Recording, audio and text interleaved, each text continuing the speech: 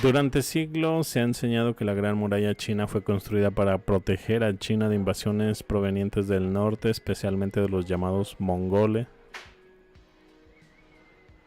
Pero algunas interpretaciones alternativas de la historia plantean una pregunta incómoda: ¿y si la muralla no se construyó para detener a los mongoles, sino después de que ese imperio ya se había fragmentado? Según esa interpretación, durante los siglos XIV al XVI, gran parte de Eurasia habría formado parte de una estructura imperial mucho más amplia, conocido como la Horda o Gran Tartaria. Un sistema que conectaba territorios desde Europa Oriental hasta Asia. En ese contexto, Rusia, partes de Asia Central y regiones del actual territorio chino no habrían sido civilizaciones separadas, sino regiones dentro de un mismo sistema político. Si esto fuera cierto, levantar una muralla gigantesca entre ellos simplemente no habría tenido sentido mientras el imperio permanecía unido. La situación habría cambiado en el siglo XVII, cuando ese sistema comenzó a fracturarse.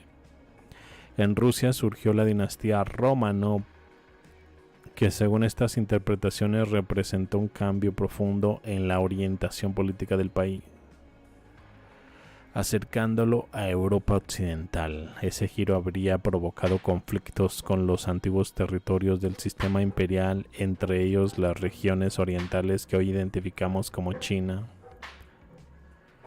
A partir de ese momento comenzaron tensiones fronterizas y las guerras en las regiones del Amur y Siberia Oriental. Es precisamente en ese contexto donde algunos investigadores sitúan la construcción o reconstrucción de grandes tramos de la muralla china. En lugar de una estructura milenaria levantada contra invasores nómadas, habría funcionado como una frontera política posterior diseñada para separar dos territorios que antes formaban parte de un mismo espacio imperial.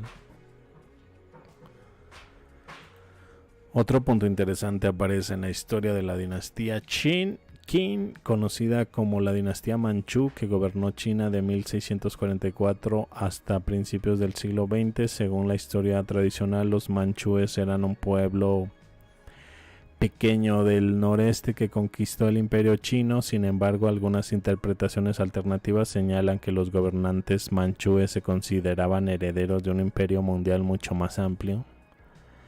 Esta visión resulta extraña desde la historia oficial, pero encajaría si realmente fueran descendientes de una estructura imperial mayor. Durante el gobierno de esta dinastía también ocurrió algo notable: un enorme producción de textos históricos. Se recopilaron crónicas, genealogías, registros de dinastías y listas astronómicas, pero varios investigadores han señalado que gran parte de esos textos fueron compilados o editados entre los siglos XVII y XVIII. Esto ha llevado a algunos a preguntarse si la historia antigua de China, tal como la conocemos hoy, pudo haber sido organizada y sistematizada precisamente durante ese periodo. Incluso los documentos más antiguos conservados en ciertos archivos chinos no siempre pueden rastrearse con claridad más allá de su siglo. Esto no significa necesariamente que la historia anterior no existiera, pero sí plantea una cuestión interesante: ¿hasta qué punto los relatos antiguos fueron reconstruidos posteriormente? Dentro de esta narrativa alternativa, algunos grupos vinculados a la antigua Horda habrían huido hacia el este tras las guerras y cambios políticos en Rusia. Estos grupos habrían encontrado refugio en las regiones que hoy formaban parte de China y Mongolia. Allí habrían formado nuevas estructuras de poder que más tarde se conocerían como la dinastía Manchú.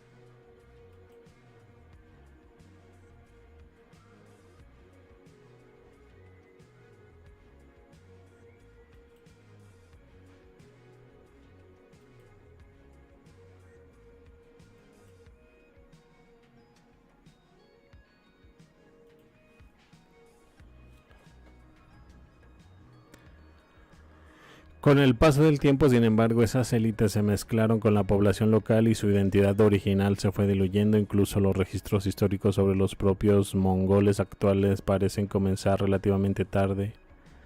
Muchos textos sobre Genghis Khan y los antiguos imperios nómadas fueron escritos o recopilados siglos después de los eventos que describen. Esto plantea una reflexión interesante: si gran parte de los documentos históricos fueron escritos siglos después de los acontecimientos, cuánto de lo que conocemos es historia y cuánto es reconstrucción posterior. La historia oficial presenta a Rusia y China y Mongolia como civilizaciones separadas desde tiempos muy antiguos, pero cuando se observan mapas antiguos, crónicas tardías y cambios políticos abruptos en el siglo XVII, algunos investigadores se preguntan si el pasado pudo haber sido más conectado de lo que podemos imaginar. ¿Qué tan antigua es China? Durante mucho tiempo se ha repetido que la civilización china es una de las más antiguas del planeta, con registros que supuestamente se remontan miles de años antes de Cristo. Pero muchos investigadores que revisan las cronologías antiguas han encontrado algo curioso. Muchas de las pruebas que sostienen esa enorme antigüedad dependen casi por completo de registros astronómicos, y esos registros no siempre encajan como se pensaba. Durante décadas se afirmó que los antiguos chinos registraban eclipses, cometas y fenómenos solares desde milenios antes de nuestra era. Sin embargo, al analizar estos datos con cálculos astronómicos modernos, algunos estudios señalan inconsistencias importantes. Por ejemplo, ciertos eclipses atribuidos a dinastías muy antiguas coinciden en realidad con fenómenos que ocurrieron muchos siglos después. Incluso en fechas cercanas al siglo XVII. Si estas correlaciones fueran correctas, significaría que parte de la cronología temprana de China podría haber sido reconstruida posteriormente. Un caso llamativo aparece con algunos supuestos registros del calendario chino. Tradicionalmente se afirma que el sistema de ciclos de 60 años se remonta a tiempos muy remotos ligados a figuras legendarias como el emperador amarillo. Pero algunos cálculos sugieren que la aplicación real de ese sistema pudo haber comenzado mucho más tarde, posiblemente en la Edad Media o incluso en épocas cercanas a los primeros imperios modernos de Asia.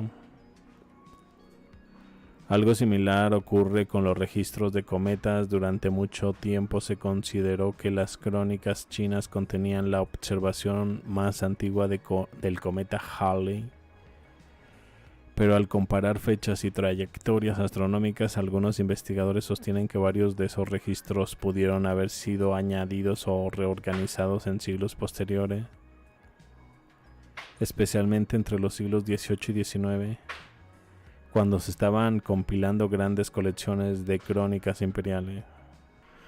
Esto no significa necesariamente que toda la historia china sea falsa, pero sí abre una pregunta incómoda. ¿Cuándo se escribieron realmente los documentos que hoy consideramos fuentes antiguas? Muchos textos históricos chinos que han llegado hasta nosotros fueron recopilados, editados o sistematizados durante las dinastías relativamente recientes, especialmente a partir del siglo XVII.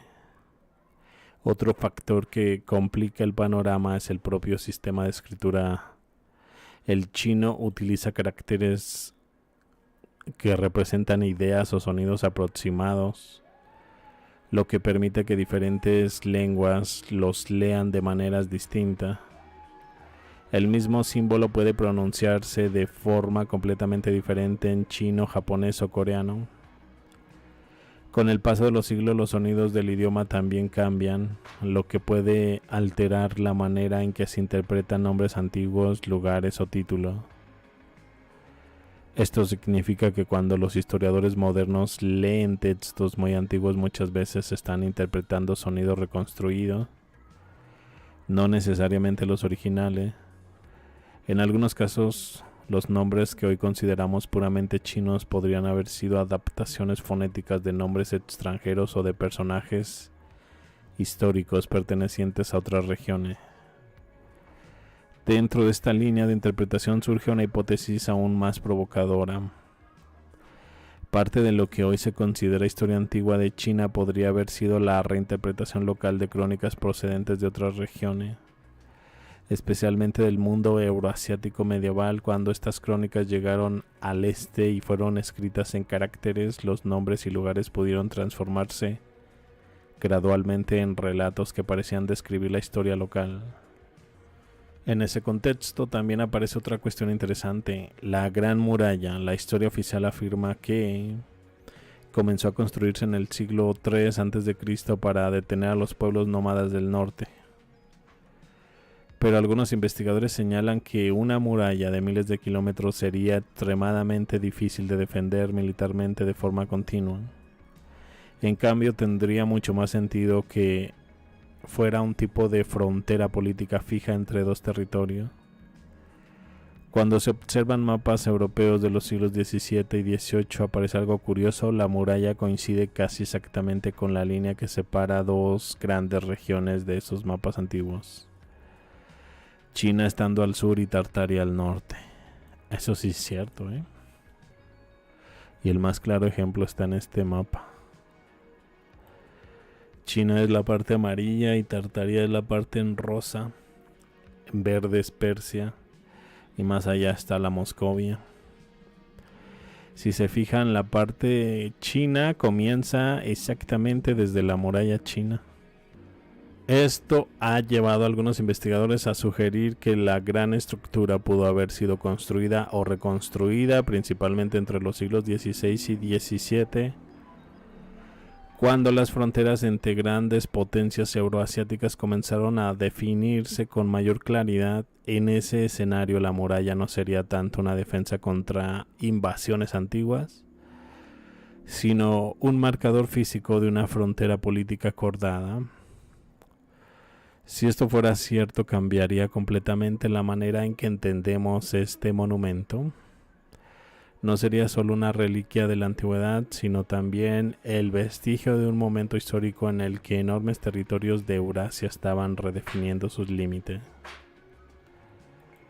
La pregunta inevitable: ¿la historia milenaria de China fue realmente registrada en la antigüedad o parte de ella fue reconstruida siglos después, cuando los imperios modernos comenzaron a escribir su propio pasado?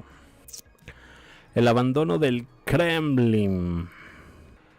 Durante el reinado de Pedro I, algo cambió radicalmente en el corazón político de Rusia. La antigua capital, Moscú, que durante siglos había sido el centro del poder, empezó a perder importancia de forma sorprendente.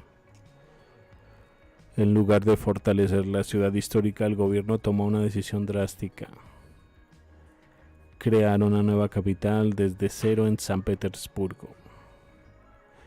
Esta ciudad fue construida lejos de los centros tradicionales del poder ruso, mirando hacia Europa y no hacia el interior del imperio. Según algunas interpretaciones alternativas de la historia, ese traslado no fue solo una decisión estratégica o comercial. Moscú estaba profundamente ligada a la memoria de un poder anterior asociado con lo que algunos llaman Rusia Horda, un sistema que habría dominado grandes territorios de Eurasia entre los siglos XIV y XVI. Para quienes defendían la nueva orientación política hacia Europa occidental, esa memoria representaba un pasado incómodo que debía desaparecer. Los documentos de la época muestran señales curiosas de esa ruptura. Por ejemplo, un informe del cortesano francés Levois, algo así, que acompañó a la corte de Pedro I en París en 1717, señala algo llamativo: la palabra Moscovia o moscovita era considerada ofensiva dentro de la corte imperial rusa. Esto sugiere que el propio gobierno quería distanciarse del antiguo nombre con el que Europa había identificado durante siglos al Estado ruso.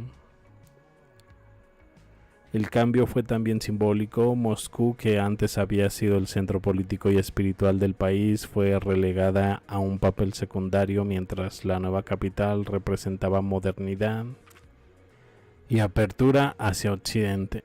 El Kremlin comenzó a verse como un vestigio incómodo del pasado. Algunos relatos incluso describen cómo ciertos espacios históricos del Kremlin fueron utilizados para espectáculos, fiestas y representaciones teatrales organizadas por la corte.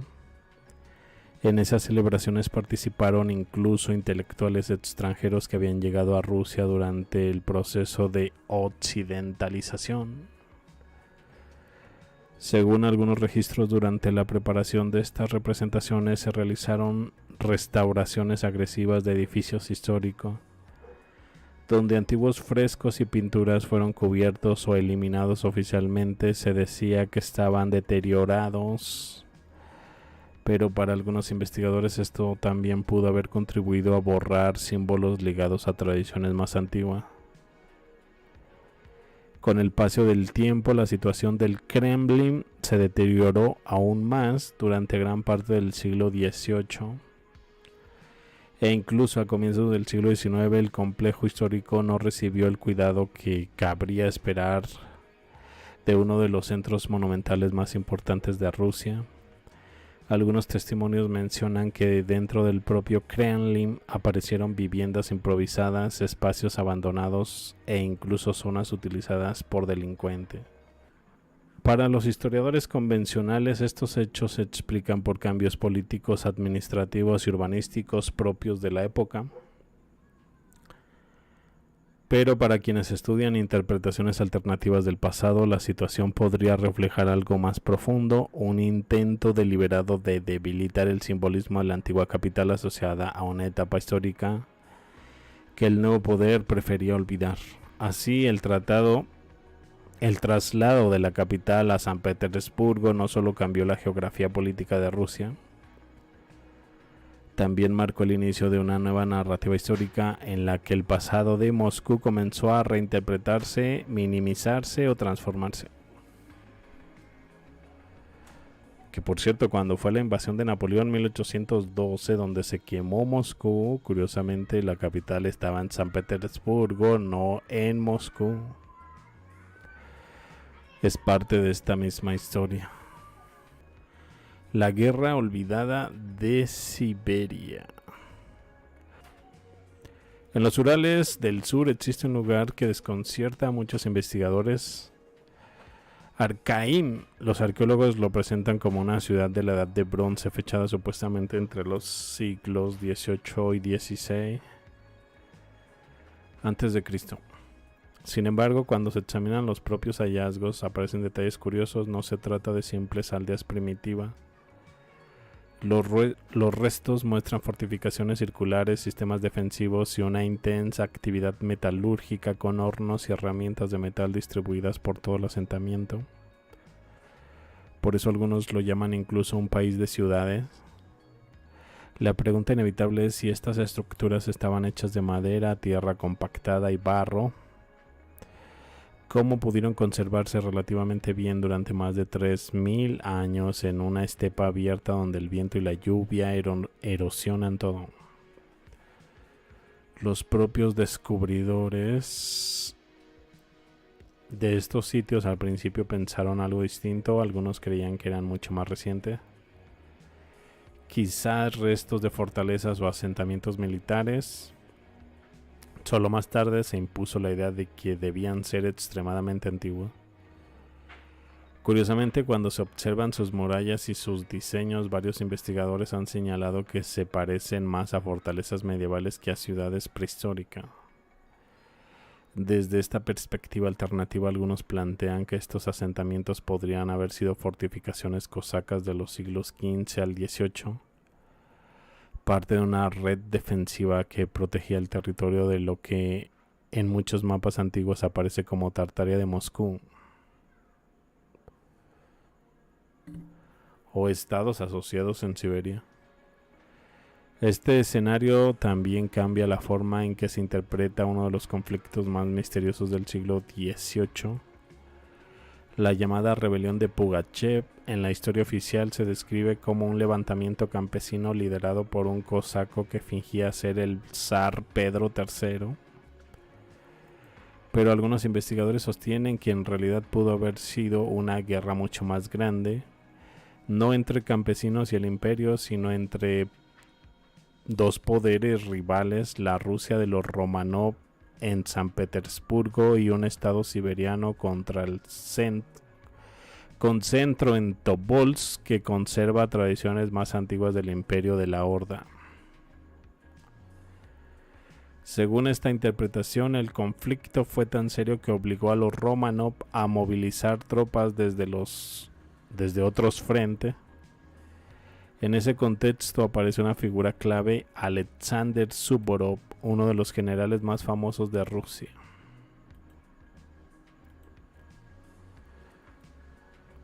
Este es un Kremlin por ahí cercano a Tobolsk. Casi cada ciudad importante en Rusia tiene un Kremlin. Cercana a Moscú, más bien. Está el Kremlin de Kazán, de Astrakán. Esto podría reflejar cuando se fracturó la Tartaria. Esto es lo que les explicaba, que quedó la Tartaria independiente y la China tártara, dinastía Qin. Como ya se habrán dado cuenta, la historia de Anatoly Fomenko lleva su propia línea. Lleva su propia línea histórica. Casi siempre el centro fundamental de esta historia está en la zona rusa. Pero al mismo tiempo habla de un imperio global hasta que se fragmenta. Y en esa fragmentación surgen nuevos imperios. Y mucha reescritura histórica. Lo curioso es que Fomenko fue de los primeros en hablar de este enorme territorio, mostrar estos mapas que señalaban estos grandes imperios como el de Tartaria, y de ahí empezó a salir los informes sobre Tartaria en forma paralela, pero sí varían un poco. De hecho, a veces en mis videos sobre Tartaria menciono a Fomenko algunas referencias. Aparece Alexander Suvorov. También tiene su video en el canal, por cierto. Aparece junto con Razin, Pugachev, Yermak, Timofeyevich. Alexander Suvorov, uno de los generales más famosos de Rusia, la versión oficial afirma que Suvorov no tuvo un papel decisivo contra Pugachev.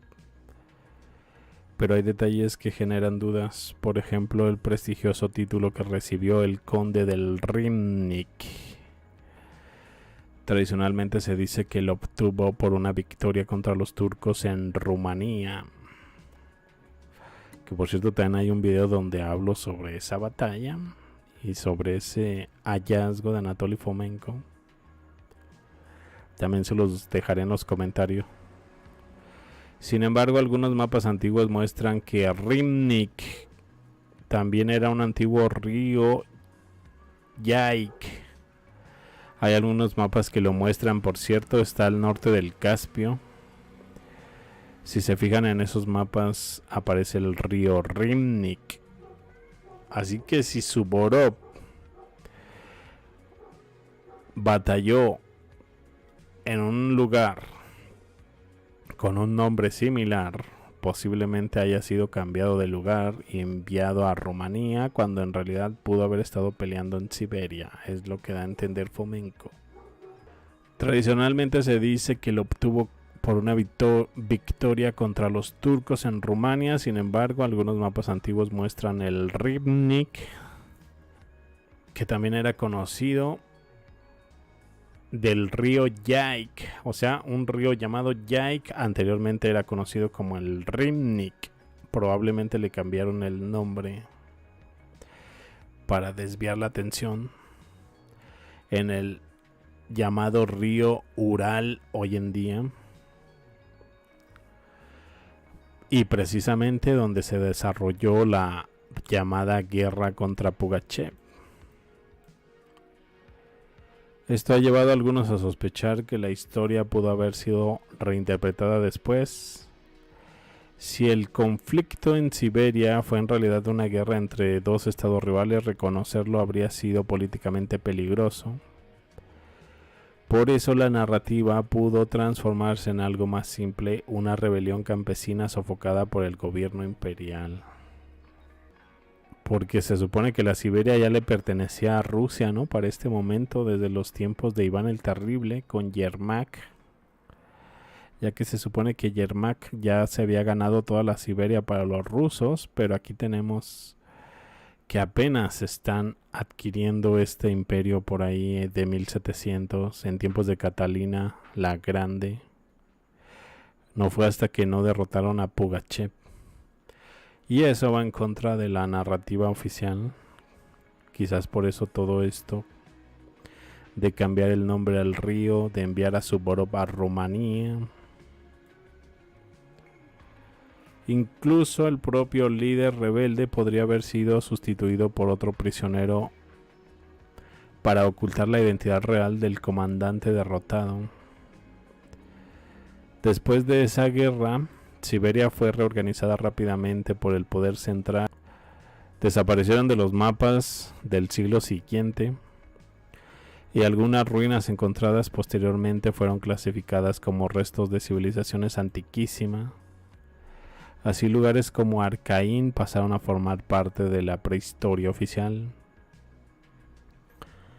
cuando quizá podrían pertenecer a un capítulo mucho más reciente y turbulento de la historia euroasiática. ¿Fueron realmente aquellas ciudades urálicas, asentamientos de hace 4000 años o los restos olvidados de una frontera militar tártara? ¿Fue Pugachev un simple rebelde campesino o el rostro visible de una guerra mucho mayor entre dos imperios rivales dentro del mismo territorio? Unos que no estaban de acuerdo con los Romanov. De hecho, los Romanov estaban más a favor del lado europeo. Querían transformar a Rusia a un estilo más europeo.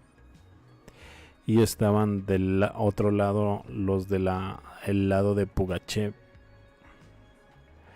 que defendían quizás el pasado, ¿no? Más tradicional de la Moscovia. Hay algo aquí que no encaja con la versión oficial. Ahora imagina que todo esto no fue un error histórico, sino algo deliberadamente ocultado. Lo que acabas de ver tiene implicaciones que casi nadie quiere explorar. No te vayas ahora, lo que sigue es clave. La siguiente pieza está apareciendo ahora mismo en una de las ventanas. Dale clic.